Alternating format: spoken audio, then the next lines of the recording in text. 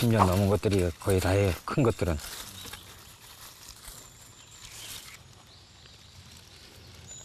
그늘진 나무 아래는 10년 넘은 산양삼이 자라고 있습니다. 인삼과 달리 산에 씨를 뿌리고 자연환경에서 재배하는 산양삼 역시 하루가 다르게 말라가고 있습니다.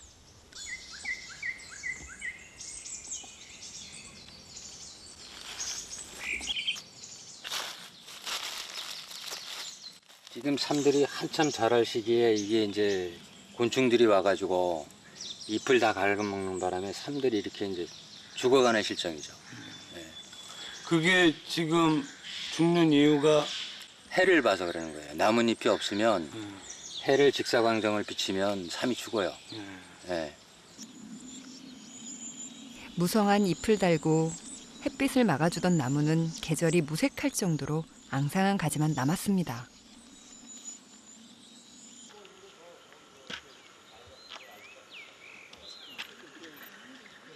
여기 이제 요새 새로 나오는 송충이에요. 새로 생겼다는 송충이들. 갑자기 나타나 순식간에 나뭇잎을 갉아먹은 범인은 매미 나방의 애벌레입니다. 급한 대로 차양막을 쳐서 햇빛을 가리고 있지만 산 전체를 막을 수는 없는 노릇.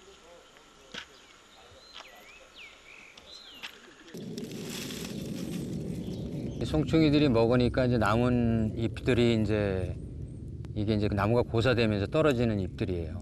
이게 이렇게 심각해요, 이게 지금. 행성군에서 이제 신경을 좀 많이 써주시는데, 이 방역을 이제 제대로 할 수 없는 게, 이제 다른 농가들이 또 있어요.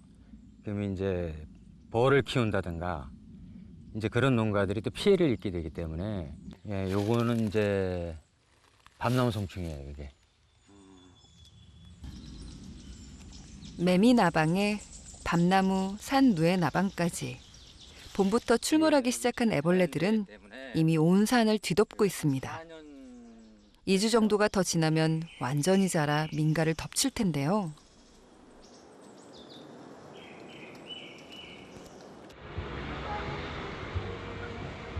불빛을 보고 때로 달려드는 매미 나방 때문에 이맘때쯤이면 여기저기에서 몸살을 앓습니다.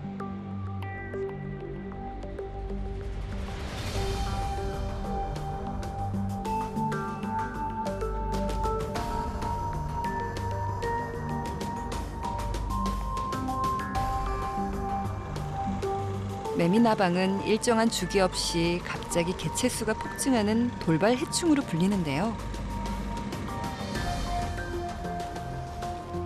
지난 겨울이 유달리 따뜻했던 탓에 올해는 그 어느 때보다 심각한 피해가 예상됩니다. 하지만 이를 막기 위해 할 수 있는 일은 많지 않죠.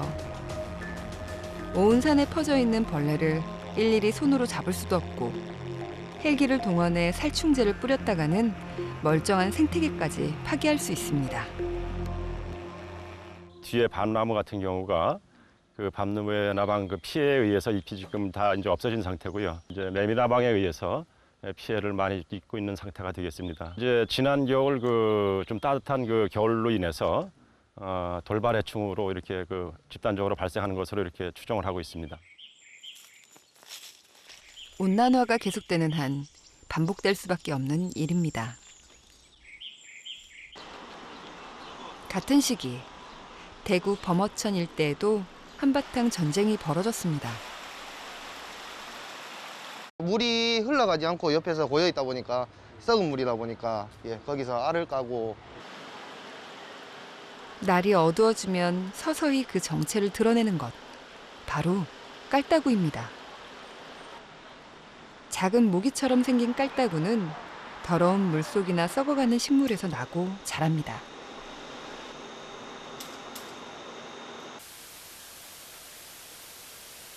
손님들 이제 지나다닐 때도 벌레 때문에 못 지나다니시고 들어오는 손님들도 벌레가 같이 따라 들어오니까 손님들도 피해가 많고 그래서 이제 벌레 때문에 너무 심해요.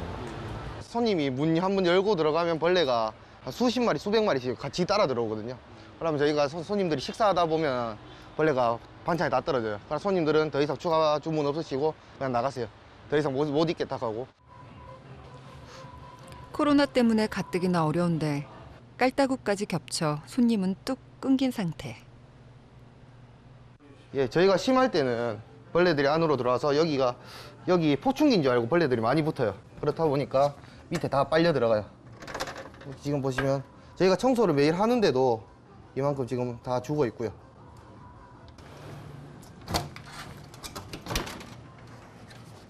여기도 지금 보시면 필터 청소를 이틀, 3일 전에 했는데도 지자체에서 매일 방제 작업에 나서고 있지만 그때뿐입니다. 길거리 이제 걸어가면 벌레가 이제 눈앞에 있으니까 입에 들어가고 이러니까 여기가 걸어 다니기가 힘들어요. 지금 오늘은 좀 덜한 편인데 평소에는 너무 심해요. 눈앞에 너무 많아서. 하지만 세상에 존재하는 벌레는 대부분 해충이 아닌 익충입니다.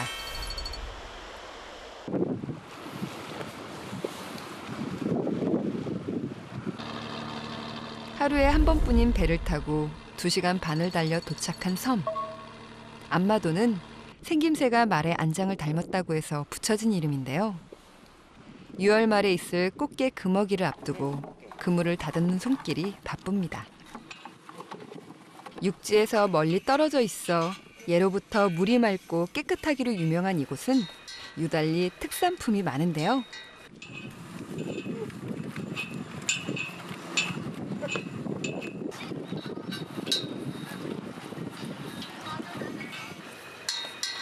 요즘에 뭐가 제일 제철이에요? 민어, 민어, 농어, 농어. 또 돌개. 하지만 안마도 하면 가장 먼저 떠오른 것은 따로 있습니다. 1년 12달 중에 딱 2달. 네 발로 기다시피 하며 돌밑을 샅샅이 뒤져야 겨우 얼굴을 볼 수 있는 귀한 몸입니다.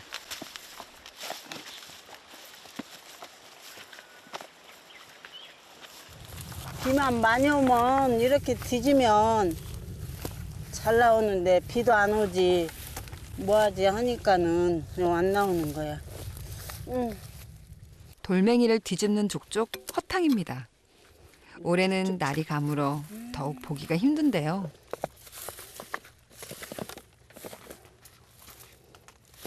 오, 잡았다. 아이고, 지네가 힘이 얼마나 센지 몰라요. 한 마리 나올 때가 됐는데 또 딱 나오네. 아이고. 안마도 사람들에게는 복을 부르는 돈벌레, 진해입니다. 번개 같아가지고 돌 뒤지면 얼른 잡아야 돼. 그래서 이 개 나오니까 대병 이거 갖고 다녀요. 막 풀이 커가지고 다니기도 힘들어 지금은. 조심해야 돼. 매년 5월과 6월이면 허리춤에 페트병을 차고 섬 구석구석을 훑는 사람들. 한방에서 약재로 쓰이는 진해는 한 마리에 3,000원을 호가합니다. 하루 종일 발품을 팔면 100마리 이상 잡는다고 하니 이만큼 짭짤한 일거리도 흔치 않죠. 진해 여기 딱 있네. 얌전하게 있네. 안 도망가고. 이것도 나오는 데가 딱 있어가지고 여기도 있다. 뭐 이렇게만 있으면 심심풀이로 잘 잡지. 50마리는 하루에 잡으면 대병 한 병. 진해잡이도 이제 막바지입니다. 날이 더워지면 깊숙이 숨어버립니다.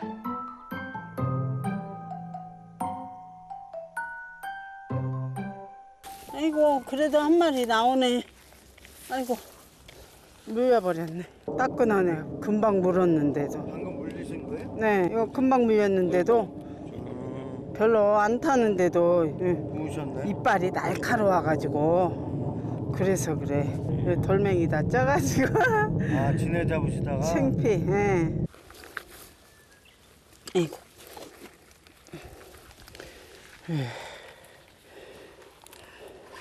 이렇게 축축하면 진해가 나오니까.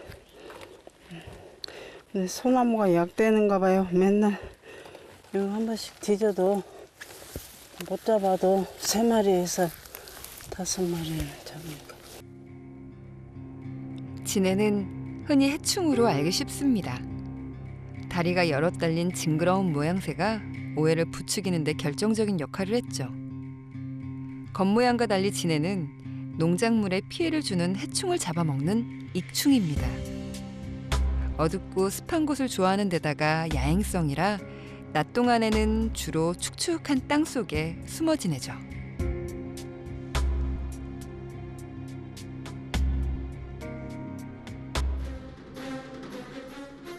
먹잇감을 발견하면 강력한 독이빨로 상대방을 제압하는데요.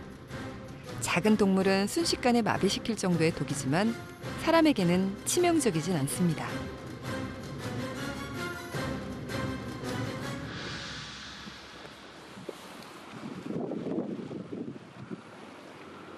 이게 말 큰 놈. 옳지, 여기다. 이놈 사이즈 괜찮네요. 예.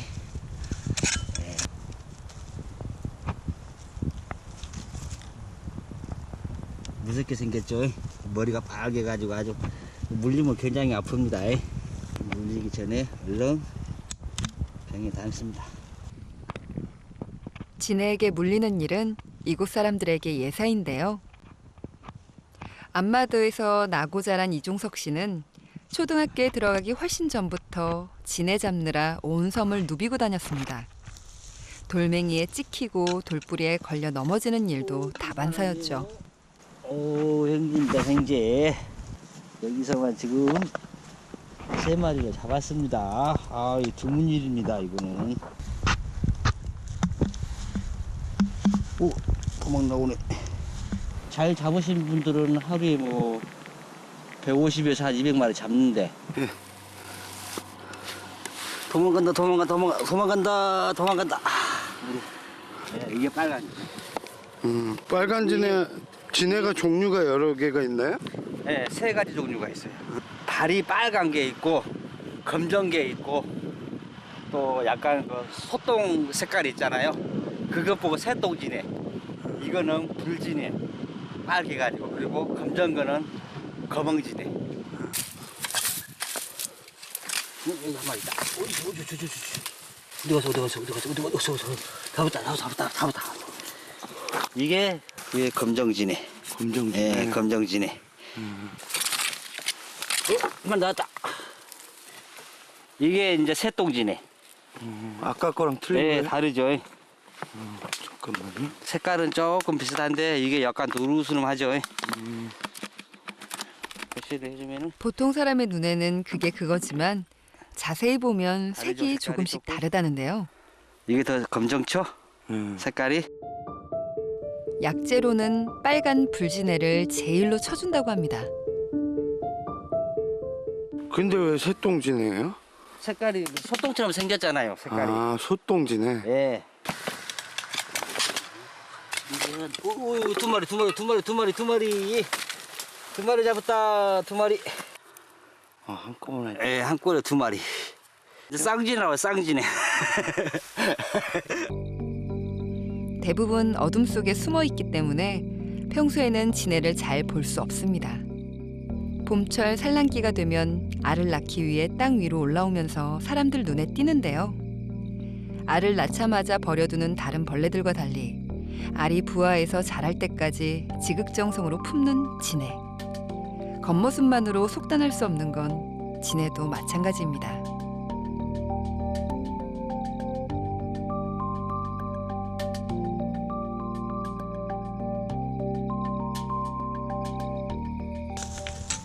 오, 이건 뭐예요? 이게 내가 민물개입니다. 민물개. 산에서 자라는 개.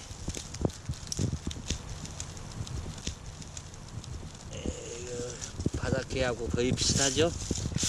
산에서 자라는 거예요. 산에서. 식용으로. 산에서 사는 도둑개 역시 벌레를 잡아먹고 삽니다. 그만큼 안마도에 벌레가 많다는 뜻일 텐데요. 벌레가 많다는 것은 환경이 오염되지 않았다는 방증이기도 합니다.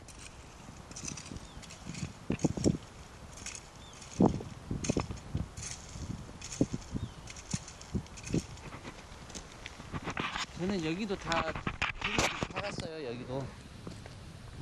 여기도 한 부락이었고 저쪽 저 대나무 형성되어 있는 저쪽에도 한 부락이었고 저쪽에 우리 친구도 두 분이나 살았었는데 지금 다 서울로 다 이사 가가지고 살고 있습니다. 함께 지내를 잡던 이웃들은 대부분 무투로 떠나고 지금 안마도에 남아있는 주민은 80여 명에 불과합니다.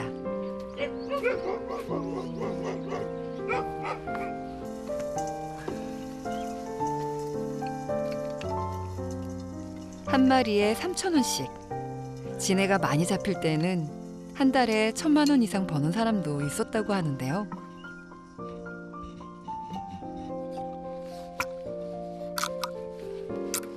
일일이 발품 팔아 잡는 것도 일이지만 상품으로 팔기까지는 꽤나 손이 많이 갑니다.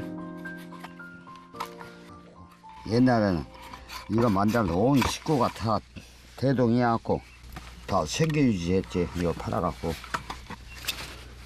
이게 너무 세게 이렇게 하고 너무 세면 지네가 가운데가 끊어져 버려.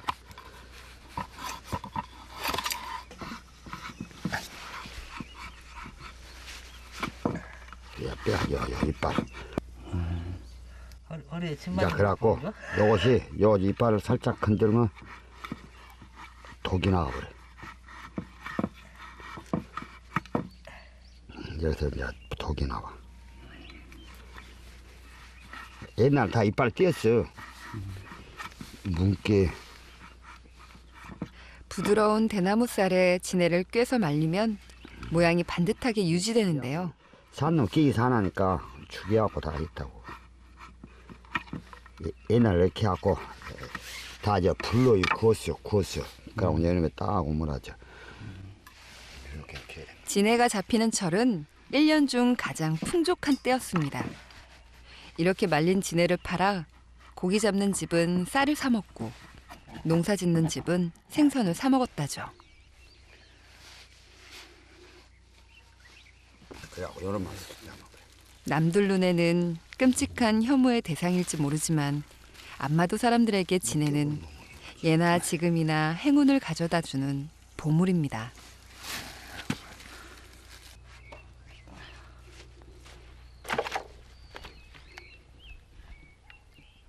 이렇게 하고 이제 햇빛에 말리는 거예요, 이제.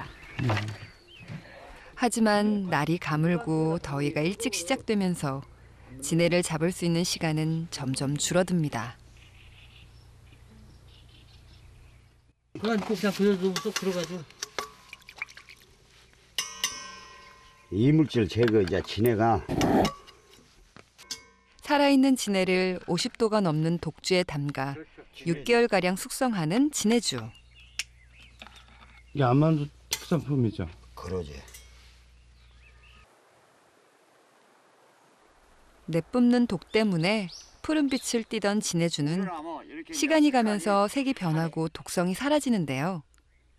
한 병에 15만 원이나 하는 비싼 가격에도 불구하고 늘 인기가 많습니다.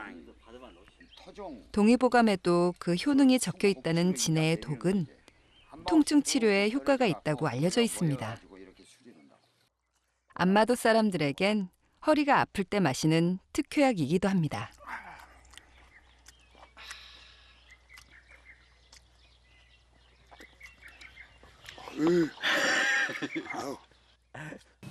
이놈 잡아갖고 옛날에 다 먹고 살았단 게 지네 잡아서 없신게 이놈 잡아서 쌀 팔아 먹고 그때 다시 오전 한 것도 없신게 오전 1원 그래서 한 마리에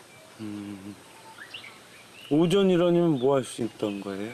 오전이면 그때 당시 그 가자 하나까지가 그 아미사탕인가 뭔가 그런 거.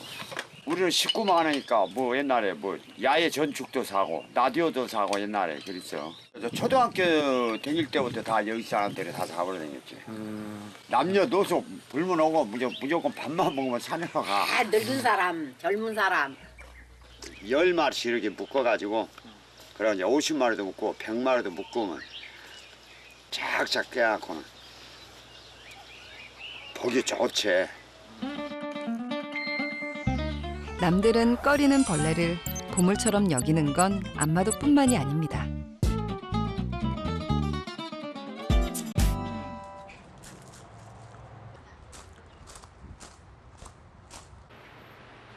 고소한 누룽지 냄새를 풍기는 이곳은 울산에 있는 한 사회적 기업입니다. 누룽지의 재료는 쌀이 아니라 갈색 거절이라는 곤충의 애벌레인데요. 흔히 밀웜이라고 부르는 이 벌레는 동물의 사료뿐만이 아니라 사람이 먹을 수 있는 대표적인 식용 곤충입니다.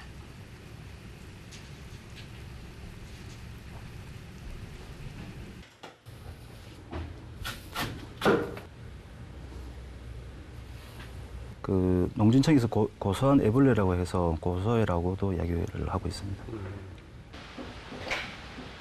하지만 아무리 이름을 바꿔도 벌레에 대한 뿌리 깊은 혐오감은 쉽게 사라지지 않습니다.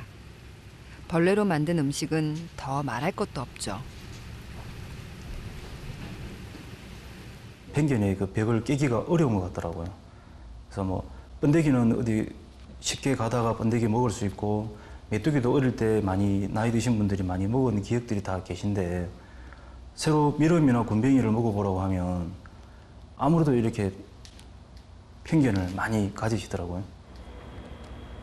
그 높고 견고한 편견의 벽을 깨기 위해 이곳에서는 손쉽게 만들 수 있는 요리를 개발하고 직접 체험해 볼 수 있는 기회를 제공합니다.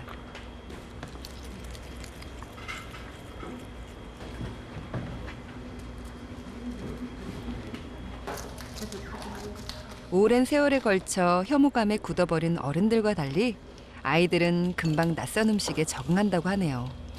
자, 그 벌레 가지고 이렇게 요리해 보니까 어때요? 처음에는 조금 무서웠는데 해보니까 재밌어요. 맛은 어때요? 맛있고 고소해요.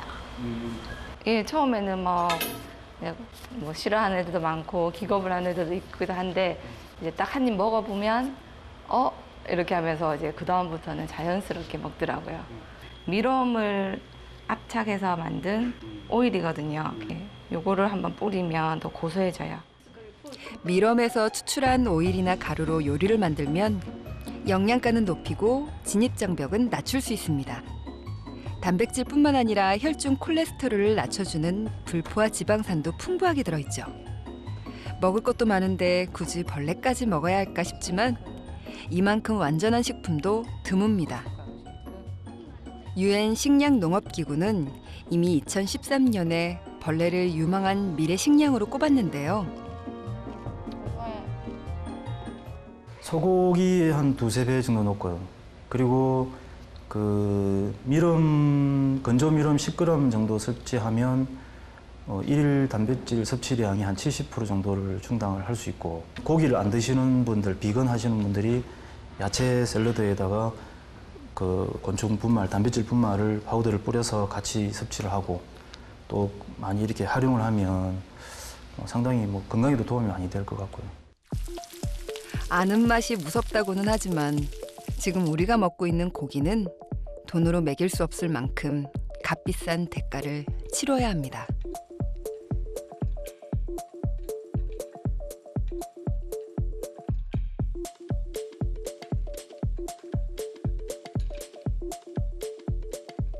이미 전 세계 농경지의 3분의 2, 전체 물 사용량의 70% 가까이를 사람이 먹는 고기를 생산하는 데 쓰고 있고요. 지구 온난화를 가속화시키는 이산화탄소 배출량도 만만치가 않죠. 지금처럼 고기를 소비하다가는 미래가 없습니다.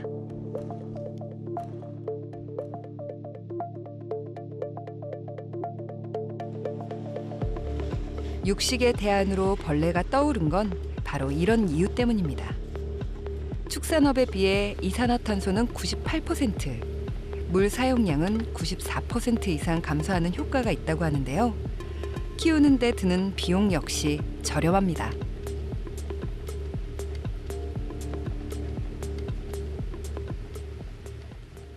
주된 먹이는 밀을 도정하고 나면 밀기울, 그리고 이제 쌀을 도정하고는 미강 뭐 이런 곡식을 우리가 제작하고 남은 어떤 부산물들을 얘들을 먹이를 하고 있습니다. 알에서 성충이 되기까지 걸리는 시간은 석 달 남짓. 소가 5년, 돼지가 2년 이상 걸리는 것과 비교하면 순식간입니다.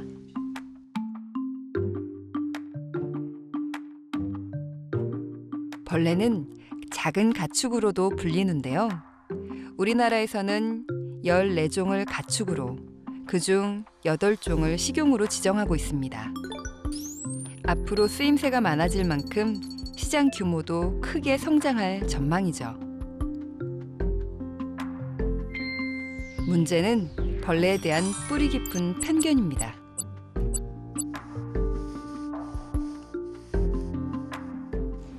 자, 지금부터 곤충으로 요리를 만들어 볼 건데요. 식용 곤충식 전문 조리사님을 모시겠습니다. 바로 남유섭 셰프님, 안녕하세요. 네, 안녕하세요. 반갑습니다. 이쪽으로 오세요. 네. 벌레를 식용으로 꺼려 하는 건 징그러운 외모 탓이 크죠. 오늘은 그 편견을 깰 이탈리아 코스 요리를 만들어 보려고 합니다.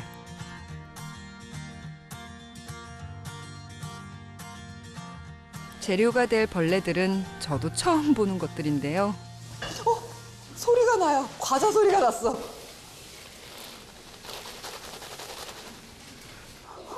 평소에도 벌레를 보면 소름부터 돋는 저에겐 길고 험난한 시간이 될 것 같습니다.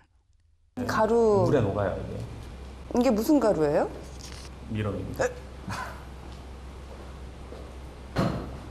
그러니까 미럼을 이용해서 네. 단백질만 가수분해해서 추출한 거예요. 아, 이게 지금 네, 단백질 단백질만 있는 거예요. 네. 가루인 거죠? 향이 괜찮아요. 먹어보겠습니다. 조금만 먹어봐요. 별다른 느낌 네네네. 없어요. 그냥 약간 좀 그 건강 파우더 같은 느낌이에요. 그렇죠. 미럼에서 추출한 단백질을 아주 작은 입자로 만든 가수분해 단백질은 우리나라에서만 그 기술을 보유하고 있다고 하는데요. 소화는 잘 되고 알레르기 반응은 줄여 다양한 음식에 활용할 수 있습니다. 저처럼 벌레에 거부감이 있는 사람들도 쉽게 접근할 수 있다는 장점이 있죠.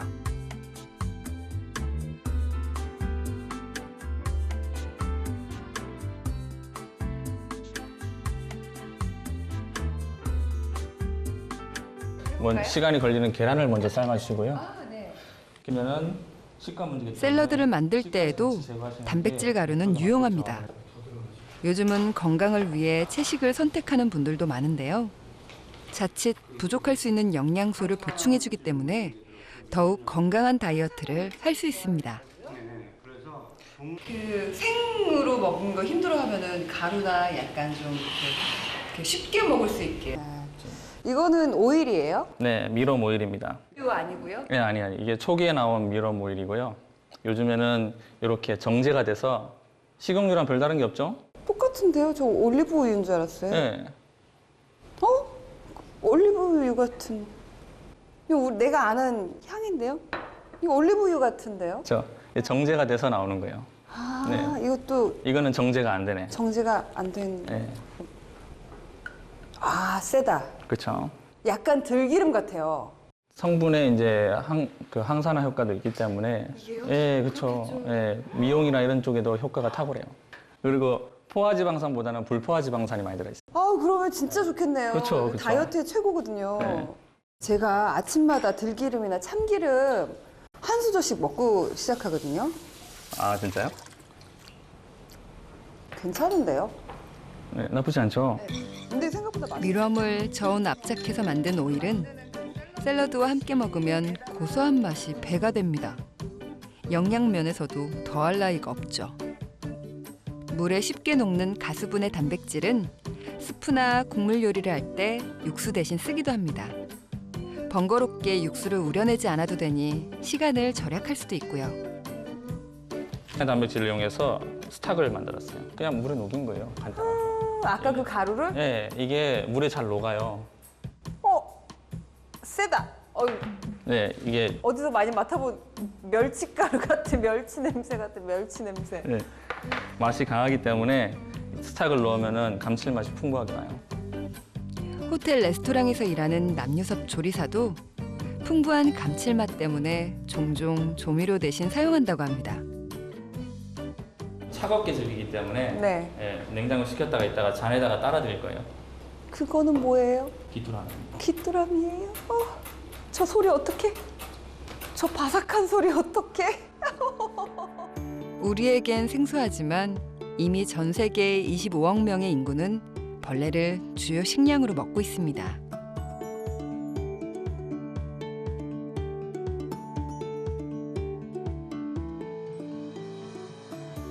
캄보디아 같은 경우에는 이유식으로 물장군을 먹이거든요. 뭐라고요? 이유식으로 물장군을 먹여요. 왜요? 왜냐하면 구하기가 쉽고 영양적으로 우수해요. 식용곤충 단백질 같은 경우에는 필수 아미노산 위주로 라인업이 좋아요. 단백질 라인업이 좋아요. 그 곤충, 식용 곤충이 미래에 네네네. 만약에 식량난이 있었을 때 대체할 수 있는 음식으로 맞아요. 거론이 되는 게 네네네. 그래서 그런 거예요? 집단 사육을 하는 축산농가에서는 물이라든지 공기라든지 이런 것들이 환경 소비가 엄청 심해요. 근데 얘네들은 그런 게 없고 이제 질병에도 강하고 이제 그리고 회전율이 높기 때문에 생산량이 엄청 많아요. 회전. 소나 돼지를 한번 키우려고 그러면 기간이 엄청 길잖아요. 그렇죠. 예. 근데 얘네들은 금방 번식을 하니까. 2, 3개월만 돼도 막 이렇게 회전이 돌기 그렇죠. 때문에 그래서 그래서 사육을 할 때 있어서 인력이 적게 필요해요. 그렇네요. 네, 적은 사람이 이제 키울 수가 있고 그리고 키우고 난 다음에도 관리가 편해요. 오늘의 메인 요리는 파스타입니다.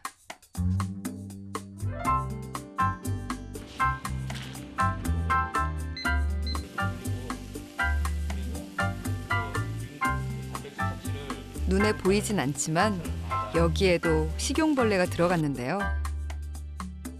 거부감을 줄이기 위해 그 형태를 알아볼 수 없도록 재가공한 제품들이 다양하게 개발돼 있습니다.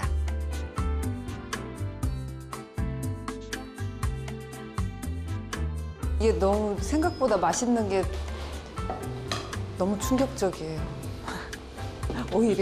오히려 맛이 괜찮은 게 너무 충격적이야, 나한테는.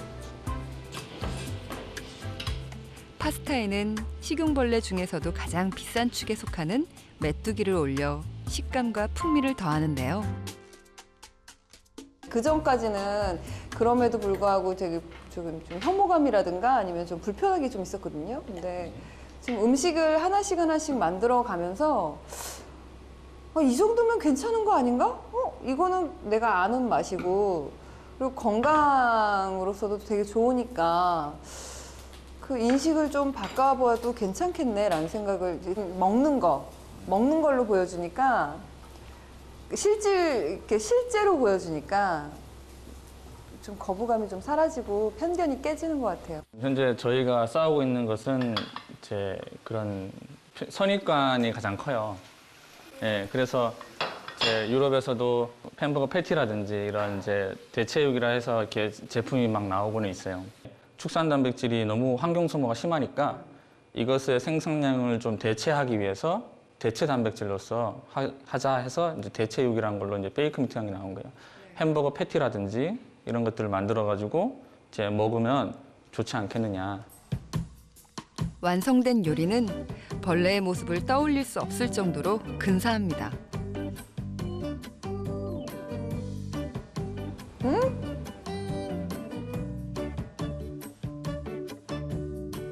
맛있는데요? 감사합니다. 요리를 시작하기 전에는 악소리가 절로 나더니 이제는 콧노래가 절로 날 정도입니다. 내가 내 손으로 이걸 뿌리다니. 좀만 더 넣자. 밀웜 가루를 듬뿍 뿌려 먹었는데도 불구하고 벌레 특유의 맛과 향은 전혀 느낄 수가 없었는데요.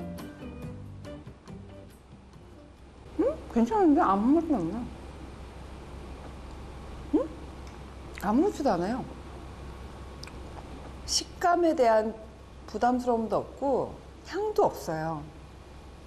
괜찮네. 근데 이게 지금 단백질이랑 불포화 지방산이 들어가 있으니까 지금 영양적으로는 지금 보완을 음식 해주고 있는 거잖아요. 지금 여기 얘네들이 지금 메뚜기입니다. 그래서 이것만 좀 먹어볼게요. 이렇게 해서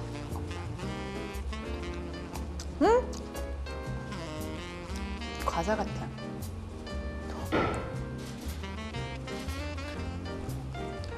이거 그거 같아요.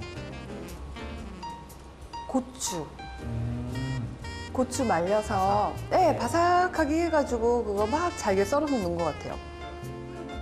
소고기보다 3~4배 많은 단백질과 필수 아미노산, 항산화 물질 등 몸에 좋은 성분들이 가득한 벌레는 완전 식품으로 통합니다.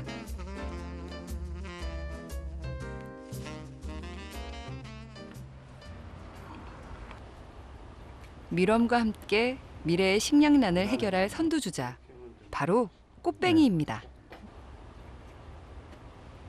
우리가 버섯을 먹고 남은 버섯 폐배지를 활용해서 얘들 그 발효를 시켜가지고 먹이원을 주거든요.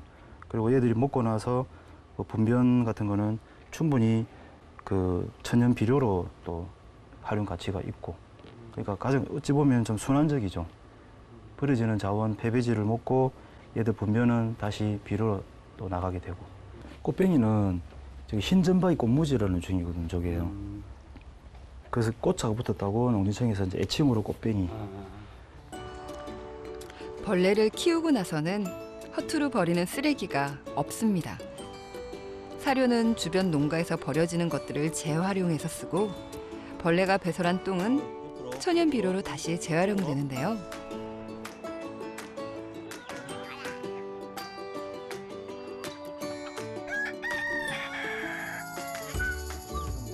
사육하는 과정에서 나오는 벌레의 부산물은 영양가가 많은 닭의 모이가 되기도 합니다. 버리는 게 한 개도 없어요. 버리는 게 하나도 없고, 그 인근에 뭐 과일 농사 지으시는 분이나 뭐 야채 키우시는 분하고도 이거 건강한 비료를 줘서 뭐 유기농 야채를 또 생산하고, 우리는 또 거기서 그걸 받아가지고 같이 뭐 밀웜이나 곤뱅이 먹이로 또 줄 수 있으니까 같이 이렇게 순환하고 서로 같이 이렇게 나눌 수 있는 것 같아서 더 좋은 상황. 일벌레나 공부벌레처럼 무언가에 열중하는 사람도 우리는 벌레라고 부르는데요. 남들보다 먼저 이 길을 개척하고 묵묵히 한 길을 걸어온 사람들. 동해등해라는 벌레로 동물 사료를 만드는 이곳도 그 중에 하나입니다. 동해등해는 음식 쓰레기를 말린 가루를 사료로 먹는데요. 게다가 쓰레기를 분해하는 능력까지 탁월하죠. 음식 쓰레기 10kg에 유충 5,000마리를 투입하면 3일에서 5일 안에 80% 이상이 분해됩니다. 우리나라에서 나오는 음식 폐기물이 어디가 됐든 하루에 한 15,000톤, 축산 폐기물, 뭐 음식 폐기물에서 15,000톤 나오는데, 이거를 1g으로 나눠보니까 몇 마리를 키우면 되겠다는 게 이제 숫자적으로 나오죠. 그래서 저희들이 일단 저희 공장을 지면서 그게 한 15분의 1이라도 한번 처리를 해보자 해갖고 이 공장을 짓게 되면 그 규모를 생산해서. 현재 16,000평에 이르는 부지에 70억 마리가 넘는 동해등해를 키우고 있는데요. 심각한 환경 문제도 해결하고 가축과 물고기의 사료까지 생산하고 있습니다. 곤충의 가장 이제 장점이라고 그러면은 단백질 함유량이 높고, 두 번째로는 곤충이 가지고 있는 면역, 천연 항생제 역할을 하고 있습니다.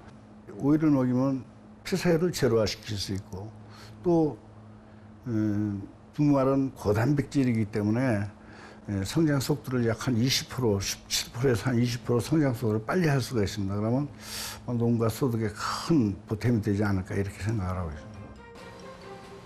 아직은 넘어야 할 산이 더 많습니다. 하지만 편견에 맞서 싸우며 모두가 공생할 수 있는 삶을 꿈꾸는 이들이 있기에 그 미래는 결코 멀지 않을 것입니다.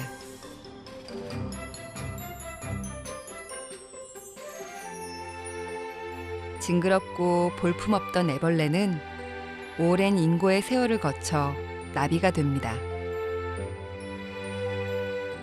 혹시 지금 우리는 나비가 될 미래가 아니라 초라한 현재만 보고 있는 건 아닐까요?